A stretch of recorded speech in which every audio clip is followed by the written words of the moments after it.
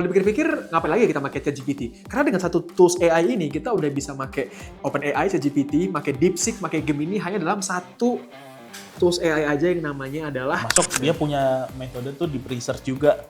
dia bisa ganti-ganti engine dari mulai engine Betul. OpenAI, Gemini sampai Betul. lain-lainnya gitu. Jadi nanti bentuknya report full hasil prompting kita. Menarik. Jadi- Ini yang mungkin nggak gue temukan di ChatGPT. Yes. Itu kayak gue ngerasa gue nggak ada alasan buat pakai ChatGPT lagi. So tonton video ini sampai habis supaya kamu paham tools itu sebenarnya apa, gimana cara makainya, dan bagaimana dia bisa membantu kamu dalam pekerjaan kamu sehari-hari bersama Second Brain di PeopleShift.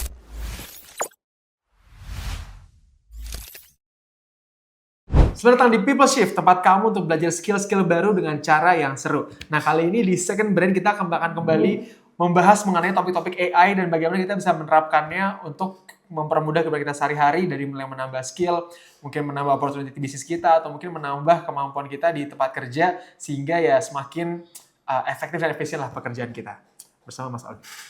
Halo, selamat siang teman-teman sekalian, Selamat. selamat sore, selamat pagi. Yes, selamat pagi, siang, sore, kapanpun itu. Kita justru belajar AI supaya mau pagi ke siang sore kita tidur, AI-nya yang bekerja ya. Ya betul, ini tentunya akan mempermudah pekerjaan kita. Kira-kira Betul. seperti itu. Itu sih. Nah, gue pribadi sangat excited banget selalu ya untuk ada di Second Brain ini karena gue jadi selalu punya dapat ilmu baru nih. Kira-kira bagaimana pekerjaan gue sehari ini bisa jadi semakin simple nih menggunakan AI. Oke.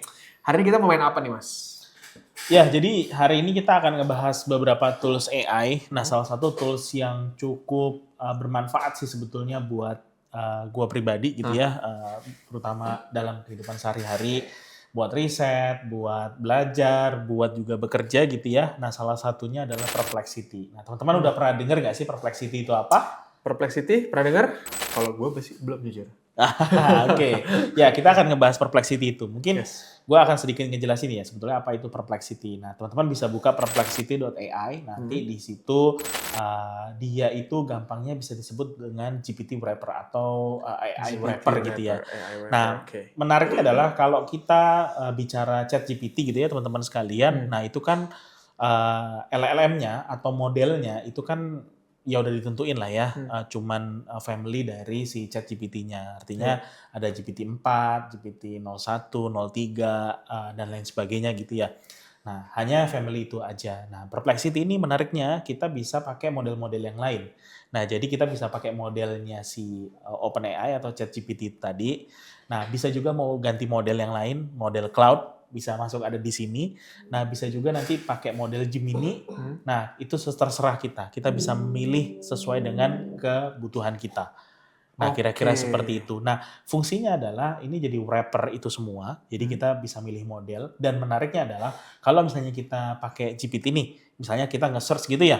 Nah, kadang-kadang kan search kita itu nggak tahu ya sumbernya ada di mana gitu ya. Nah, Oke. menariknya kalau Perplexity ini, nanti teman-teman saat nge-search sebuah informasi gitu ya, mencari tahu atau nanti memerintah sesuatu gitu ya, ke Perplexity-nya ini, nanti dia akan kasih citation gitu. Citation. Jadi kalau misalnya teman-teman kayak kita nulis skripsi gitu ya, nanti bisa diklik, kita bisa baca dari sumbernya. Oh gitu. Valid atau enggaknya. Kalau di GPT kan belum tentu ada ya. Betul. Jadi Oh. memungkinkan kalau teman-teman ingat di pembahasan kita sebelumnya, di video-video sebelumnya itu kan ada ngomongin halusinasi gitu ya. Iya. Nah, dengan adanya Perplexity ini memungkinkan untuk kita mengurangi potensi dari halusinasi tadi. Oke, wait. Gitu. Gue coba sedikit membahasabaikan si GPT AI wrapper ini lah ya. Iya, Jadi basically dia bisa ganti-ganti engine dari mulai engine Betul. OpenAI, Gemini sampai Betul. lain-lainnya gitu. Kalau Betul. gitu ya ini pertanyaan bodoh aja mungkin ya. Kalau gitu mendingan langganan Perplexity aja, nggak usah langganan GPT dan lain sebagainya. sebetulnya ya di beberapa kasus memang Perplexity itu jadi lebih memudahkan. Satu dari konteksnya misalnya ada beberapa model yang lebih fit dengan model tertentu. Nah, kita jadi bisa ganti-ganti sesuai dengan permintaan kita. Bahkan di Perplexity ini kita juga bisa memanfaatkan fitur-fitur yang lain gitu ya, seperti yang tadi saya sampaikan ya teman-teman gitu ya. Termasuk dia punya metode tuh deep research juga. Deep ada, research. Ada Perplexity Lab. Ya nanti kita bahas secara lebih detail. Tapi berarti Gitu. basically dia mungkin kalau bahasa ini LLM berarti ya, atau mungkin dia tetap tool seperti ChatGPT mas, sebenarnya kita nge-prompt nanti dia akan ngejawab gitu. Betul. Ya. Seperti itu berarti. Betul. Jadi kita tetap seperti biasa nge-prompt gitu ya. Nah, seperti yang teman-teman lihat tampilannya di sini. Nah, kebetulan saya udah pakai yang Perplexity Pro nih, teman-teman sekalian gitu ya. Nanti teman-teman bisa langganan juga gitu ya, atau memang bisa pakai versi yang free, tentunya ada beberapa keterbatasan, tapi tetap bisa dipakai. Kira-kira seperti itu. Oke. Nah, Oke, langsung kita coba aja. kita langsung coba aja ya. Nanti karena ini Bro Ibnu yang mau belajar, monggo silakan dipraktekkan gitu ya. Jadi Oke. nanti di bagian sini, Bro Ibnu, nanti kita punya beberapa fitur ya kalau di sini. Nah, ini fitur search, ini yang buat pencarian cepat gitu ya. Jadi nggak terlalu perlu deep reasoning gitu ya. Jadi jawabannya lebih straightforward, lebih cepat, segala macam modelnya untuk menjawab itu. Nah, berikutnya ini adalah research, di mana nanti di research ini teman-teman sekalian, Bro Ibnu, nah kita bisa melakukan deep research gitu ya untuk topik tertentu. Ini biasanya memang butuh sedikit waktu lebih lama daripada search biasa, tapi hasilnya lebih bagus, lebih deep.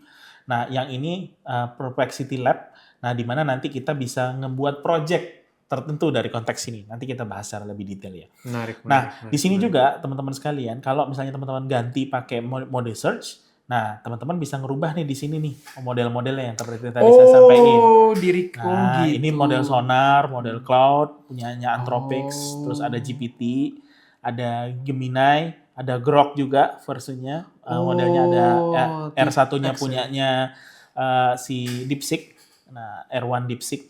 Nah, kira-kira gitu ya. Wait, ini kan versi R3 Pro, Mas. dan lain sebagainya. Kalau misalnya kita pakai yang gratis, itu apakah sebanyak ini juga opsi? Ada opsinya, cuman memang ya ada sebanyak beberapa keterbatasan lah. Intinya sih seperti I itu. see. Dan nggak terlalu mahal juga sih sebetulnya langganannya. Jadi ya 11-12 lah ya sama OpenAI punyanya ChatGPT. Iya. Jadi ya sebenarnya sih ada beberapa keuntungannya lah ya kalau pakai ini gitu kira-kira. Iya. Oke.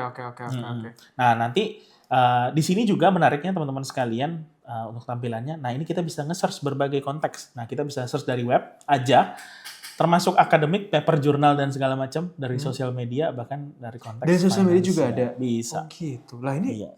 Jadi Punten, dia ini bisa soalnya nge-wrap.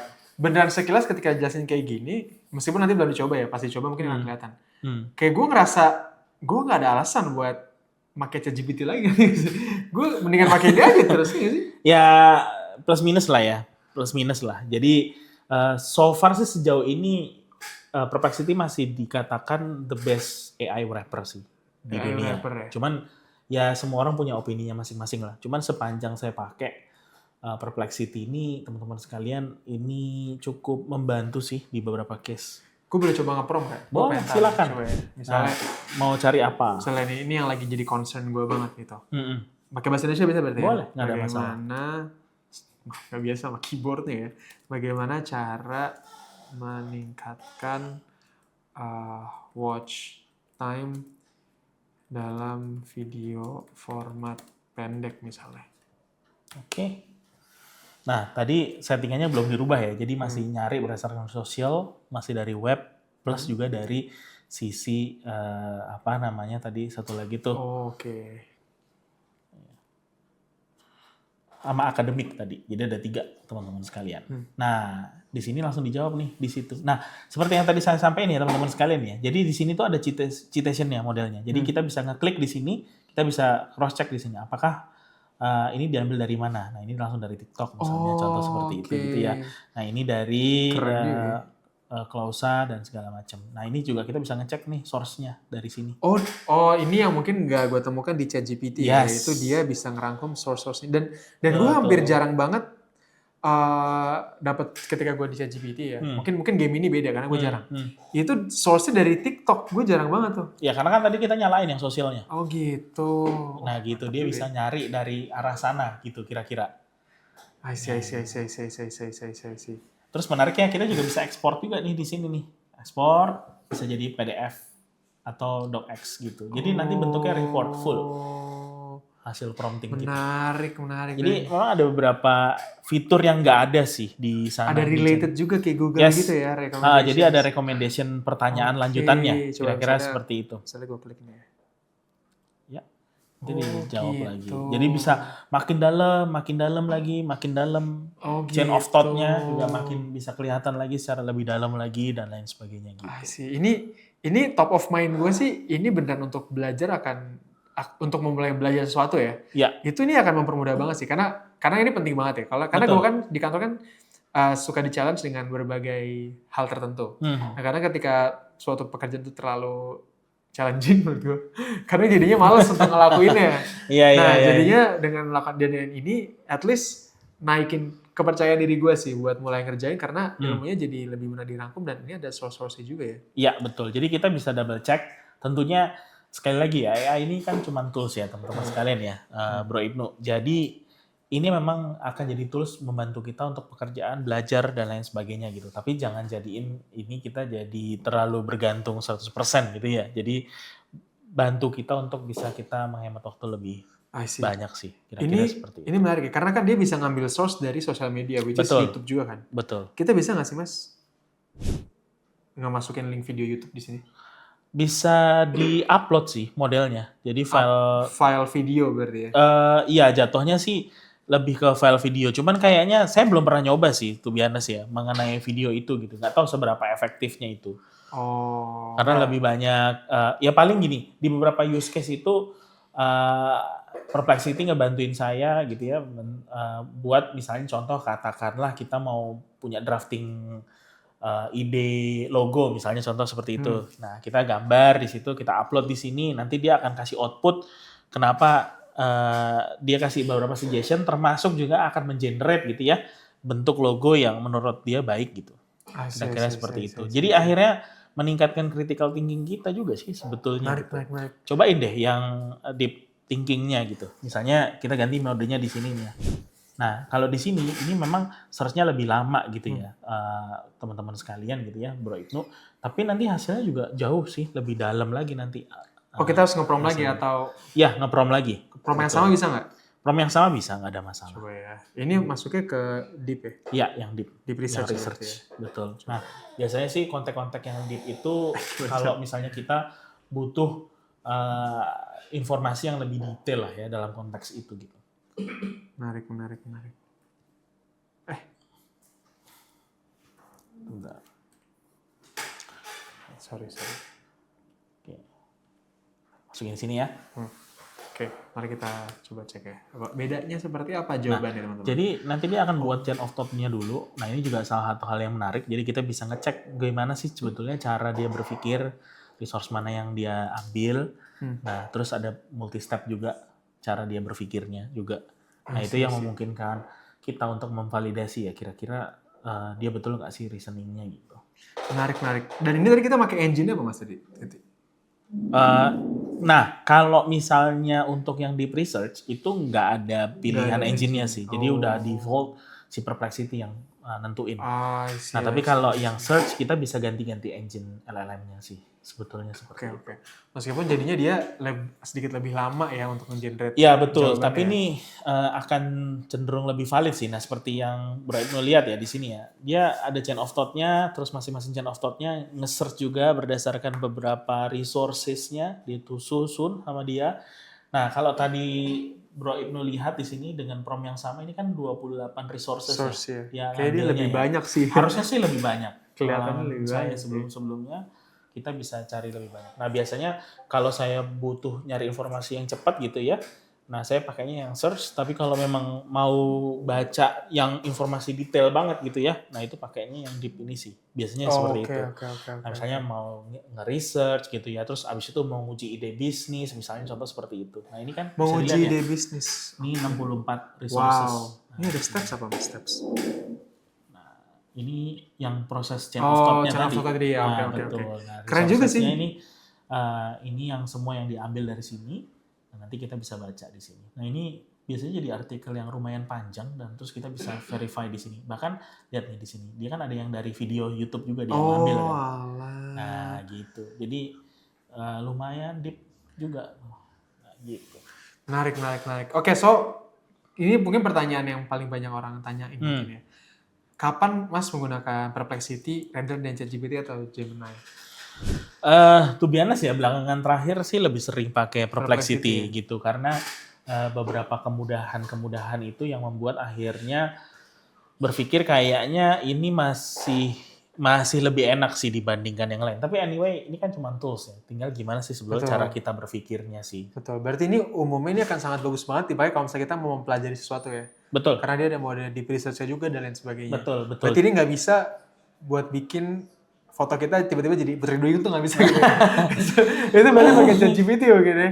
Mungkin begitu kali ya untuk image generation gitu. Walaupun di beberapa case si Perplexity bisa ngebantuin kita untuk image generation sih. Kayak contoh. Oh bisa juga deh image Bisa. generation. Jadi beberapa case yang seperti yang saya oke. sampaikan tadi gitu ya. Jadi saya punya contoh logo gitu ya, atau mungkin logo coret-coretan tangan, saya potret, saya upload di sini, terus saya jelasin apa yang ingin saya tampilkan di logo tersebut.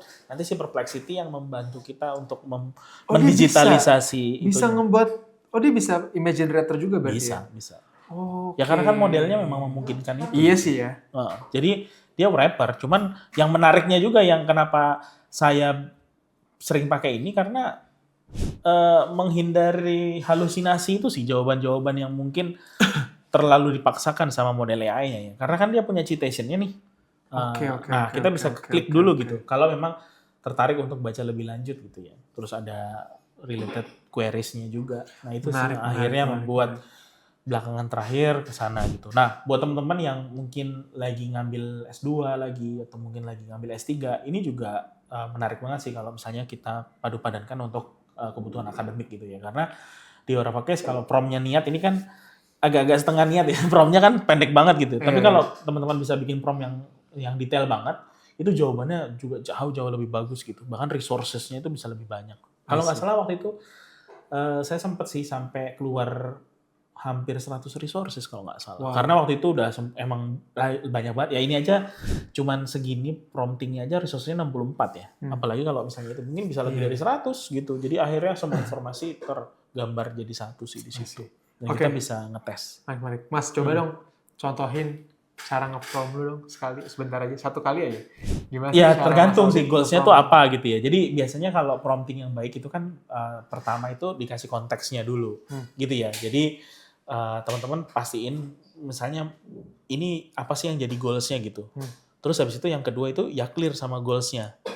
Nah, jadi mau step yang kita lakuin apa, terus sama yang paling terakhir tuh output yang teman-teman inginkan tuh apa sih sebenarnya gitu. Misalnya contoh gini, kita ingin membuat si Perplexity atau generatif AI ini untuk menuliskan sebuah artikel gitu ya.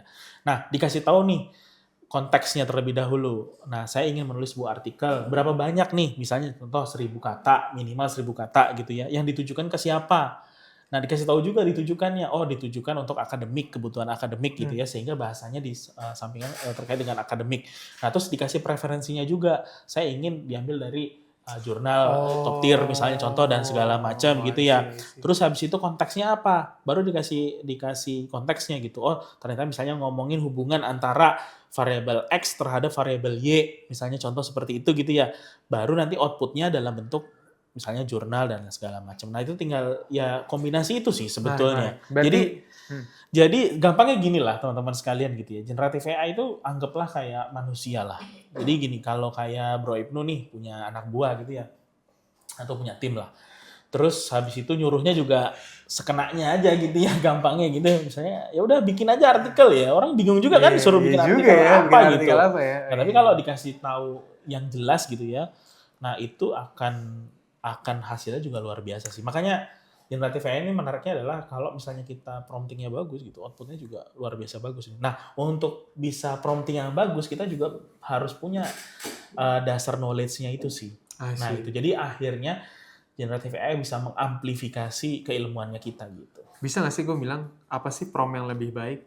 Coba di beberapa case itu saya sering juga nih, gini teman-teman sekalian. Saya ngerasa bahwa saya khawatir prompting saya agak kurang bagus gitu. Nah, kadang di akhir promptingnya itu saya suka kasih pertanyaan balik ke generatif AI-nya.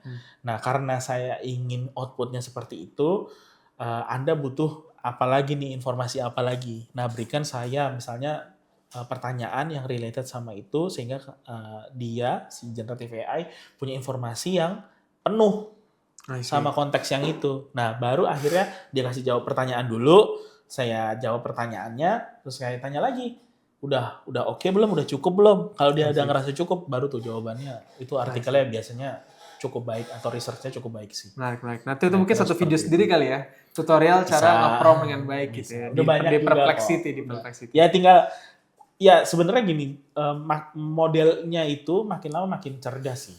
Nah, cuman kan lagi-lagi ya, secerdas model, ya kalau misalnya kita juga kurang bisa memaksimalkan dengan baik, ya nggak powerful juga. Jadi memang ya kita at the end harus juga bisa selain daripada prompt engineering ya, nah tapi juga kita punya dasar keilmuan yang kuat, sehingga kita bisa menghasilkan sebuah output yang powerful. Kira-kira begitu. Menarik. Oke, so Perplexity itu kebayangnya memang digunakan untuk belajar dengan untuk belajar sih dengan secara komprehensif karena dia memberikan train of thoughts-nya dia juga ngasih source yang banyak juga sehingga Betul. kalau misalnya tujuannya untuk riset, untuk belajar, pakai Perplexity berarti ya. Ya, salah satu tools yang bisa dimanfaatkan I see. selain tools-tools yang. Nah ini ada satu kotak lagi mas, yaitu Labs. Ini apa Yes, nanti kita bahas ya mengenai labs ya. nih? Oh, dia ada perlu satu video sendiri untuk Labs ya ternyata. Kayaknya gitu, karena Perplexity Labs ini salah satu fitur yang saat video ini dibuat, ini